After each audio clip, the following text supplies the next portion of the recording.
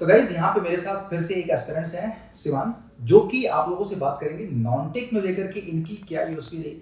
मैं आपको बता चुका हूँ कि हमारे पास कई कैटेगरी के बच्चे होते हैं, तो आप मुझे बताना रीजनिंग जो कि इंजीनियर्स होते हैं सबसे ज़्यादा स्कोरिंग पार्ट भी होता है, तो आपने रीजनिंग में क्या किया और कैसे किया इसको? सर रीजनिंग में आप ऑल्टरनेट डेज पर रोज टेस्ट दे सकते हैं। आपको रीजनिंग का कोई ऐसा नोट्स प्रिपेयर करने का नीड नहीं है। आपको सिर्फ टेस्ट देने हैं, टेस्ट से ही आप अपना रीजनिंग में सिर्फ टाइम मैनेजमेंट का वो है, स्पीड बनाना है आपको।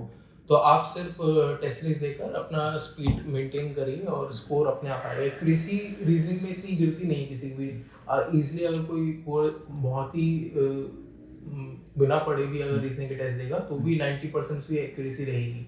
तो अगर आपको 99 98 तक पहुंचना है तो बस आपको स्पीड ही मेंटेन करनी है और रीजनिंग में तो और कुछ नहीं है।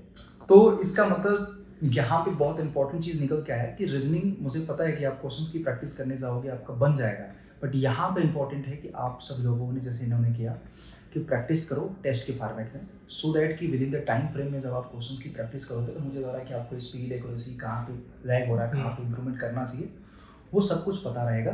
तो इंजीनियर्स आप भी ये टेक्निक अपना सकते हैं। लेकिन एक सबसे बड़ा जो पिन पॉइंट होता है हमारे लिए नॉन टेक में, जी बहुत वास्ट है। तो आपके अकॉर्डिंग बच्चों को क्या सलाह देंगे कि अगर बच्चा पढ़ना चाहे, चूँकि आप लोग टॉपर्स रह चुके हो, तो आप अपनी रैंक बच्चों को बताना।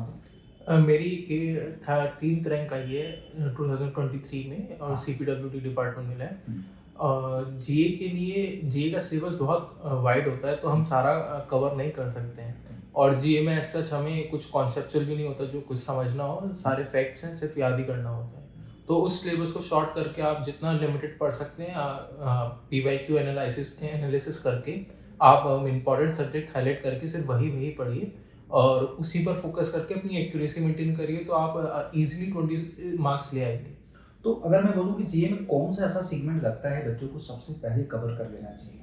सर पॉलिटी, मॉडर्न हिस्ट्री और साइंस और करंट अफेयर्स। करंट अफेयर्स है, लेकिन करंट अफेयर्स में अब एसएससी ने एटलीस्ट 3 इयर्स के पढ़ने पड़ेंगे। तो अगर आप वो कर सकते हैं तो आपको 3 इयर्स का करंट अफेयर करना पड़ेगा। तो ये है आइडियली अगर देखा जाए तो करंट अफेयर्स बच्चे पढ़ते भी हैं, बट कभी कभी परेशानी इस बात का हो जाता है कि पूछना चाहिए 1 साल का, पूछ लेते हैं 2 साल का, जो कि एसएससी से 2023 में भी ऐसा उन्होंने किया था। तो मेरा यहाँ पे एज अ सलाह है कि देखो 3 साल का तो हम नहीं पढ़ सकते हैं।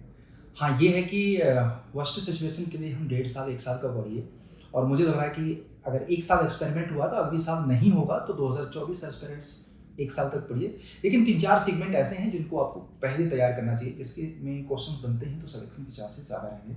एंड थैंक यू, एंड आप लोगों को इसी तरह के मोटिवेट करते रहेंगे हम लोग आप लोगों से। Thank you.